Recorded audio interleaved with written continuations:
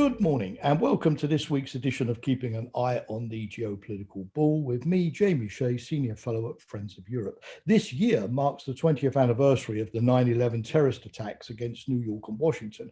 And so many of us are focused on what has happened to groups like Al-Qaeda and ISIS and what kind of threat that they might be able to pose to us in the future. But I believe that over the next 20 years, we're going to be looking much more at another kind of terrorism that could prove even more dangerous for the democracies. This is the phenomenon of state terrorism. What do I mean by this? Well, over the last couple of days, we've seen Belarus hijack a European civilian aircraft, forcing it to land in Minsk in order to seize a political opponent and his girlfriend. That political opponent is then put on a kind of Stalinist show trial with a false fake confession, having been ostensibly tortured or subjected to drugs. In Belarus, there are 400 plus political prisoners in jail. Over 30,000 have been arrested after protesting against the Lukashenko regime for the fraudulent outcome of the recent elections.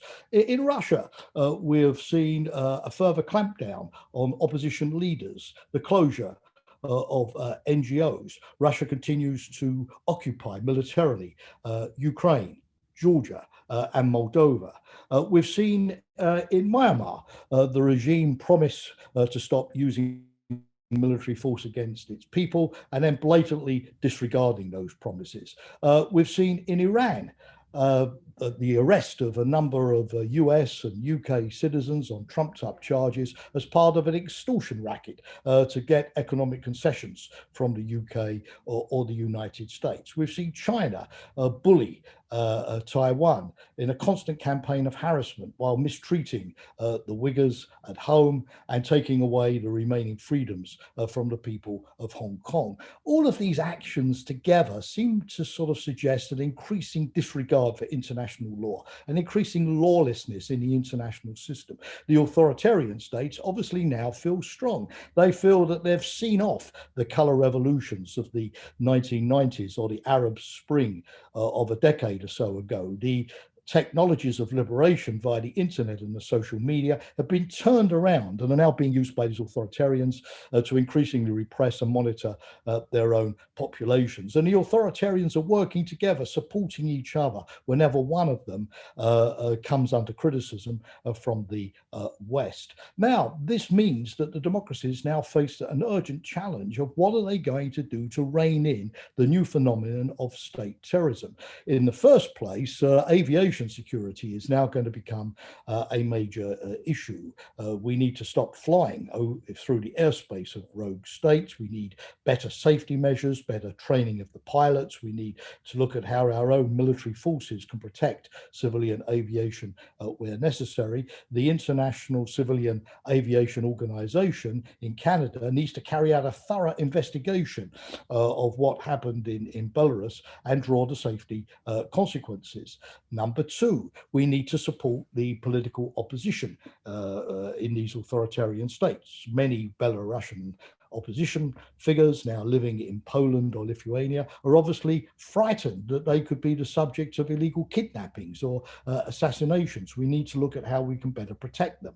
We need to look at how we can also create a space for opposition within authoritarian societies. Poland, for example, has set up a Belsat, broadcasting system so that Lukashenko does not have a total monopoly of the media. Lithuania has opened up in Vilnius a Belarusian university where the opposition can continue with its education and with its activities. We need to be more imaginative about how we support opposition increasingly being repressed in authoritarian societies. Another thing is to track the increasing operations of the intelligence agencies of authoritarian states. Just yesterday, the head of the German Bundesnachrichtendienst expressed alarm at the growing number of Russian agents operating in Germany. We know, for example, that the Belarusian opposition leader who was taken off the plane in Minsk had been followed by Belarusian intelligence agents for several days. We need to be aware of this and to clamp down on these kind of activities.